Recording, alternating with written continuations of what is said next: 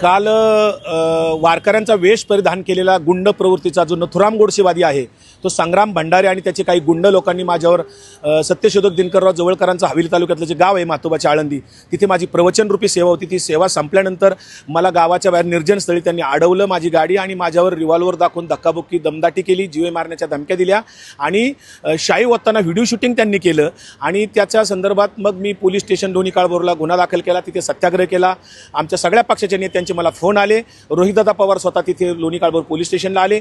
आदरणीय पवार साहेबांचा सुद्धा मला काल फोन आला होता 4 वाजता आणि मला भेटायला बोलवलं होतं रात्री, परंतु मी रात्री येऊ शकलो नाही, तिकडेच मी अडकलो होतो। मग साहेबांचा रात्री पुन्हा निरोप आला की आज सकाळी मला बोलवलं, म्हणून मी त्यानुसार साहेबांच्या निरोपानुसार मी इथं आज आलो होतो। साहेबांनी माझ्याकडनं सगळा घटनाक्रम समजून घेतला, वारकरी संप्रदायात हे जे काय चालले त्या संदर्भातली माझी जी काय गेली महिना दीड महिना काम चालले ते समजून घेतलं आणि मग साहेबांनी राज्याचे पोलीस महासंचालक सदानंद दाते यांना फोन लावला आणि घटनेचं गांभीर्य सांगून विकास लवांड यांना राज्यभर फिरत असतात, दौरे करत असतात, त्यांना संरक्षण द्यावं अशा प्रकारची पवार साहेबांनी मागणी पोलीस महासंचालकाकडे केलेली आहे आणि पुणे पोलीस आयुक्तांना या गुन्हेगारांच्यावर कडक कारवाई तात्काळ करावी अशी अमितेश कुमार यांना सुद्धा फोन करून साहेबांनी कळवलं आणि मुंबईत आज देवेंद्र फडणवीसांच्या बरोबर या विषयावर बैठक आहे असं साहेबांनी मला सांगितलं। मी आता मुंबईला चाललोय म्हणाले आणि देवेंद्र फडणवीस मुख्यमंत्र्यांच्या सोबत या बैठकीत ह्या चर्चा होतील।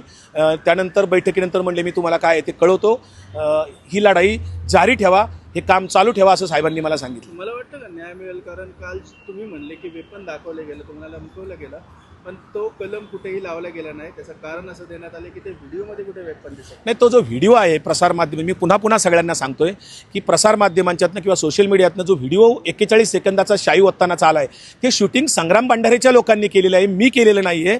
त्यांनी फक्त शाई ओतण्याचं शूटिंग केलं, पण शाई ओतण्याच्या अगोदर जे 2 मिनिटं त्यांनी काय दादागिरी माझ्यावर केली, धक्काबुक्की केली, रिव्हॉल्वर मला 2 जणांनी दाखवले, हे शूटिंग कोण करणार होतं? कारण माझा मोबाईल माझ्या गाडीत होता, माझ्या ड्रायव्हरला त्यांनी एका बाजूला धरून ठेवून त्याला मारहाण करत होते, त्याचा शर्ट फाटलेला आहे। हे सगळं जे काय आहे पोलिसांना मी सगळं सांगितलेलं आहे, माझ्या स्टेटमेंटमध्ये ते सगळं दिलेलं आहे। आता मला न्याय मिळेल का नाही मला माहीत नाही आहे, कारण या राज्यामध्ये वर्षानुवर्ष न्याय मिळत नाही। अनेक महिला मुलींच्यावर अत्याचार चालल्यात, बलात्कार चालल्यात।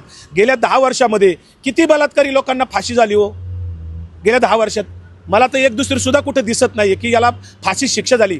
त्यामुळे इथे कायदा हातात घेण्याचे प्रकार त्यामुळेच वाढले, कारण कायद्याची भीतीच कोणाला वाटत नाही, कारण न्याय लवकर मिळत नाही आहे। त्या पद्धतीने कालची जी घटना घडलेली आहे यांना कायद्याची भीती राहिलेली नाही। वारकऱ्यामध्ये जे घुसखोर आहेत हे गुंड प्रवृत्तीचे आहेत, काही धंदेवादी आहेत, काही मनुवादी वर्णवर्चस्वादी आहेत। मी जी 20 घुसखोरांची नावं जाहीर केली हे मनुवादी आणि वर्णवर्चस्वादी लोक आहेत, कर्मकांड मानणारे लोक आहेत आणि भाजपाचे स्टार प्रचारक आहेत।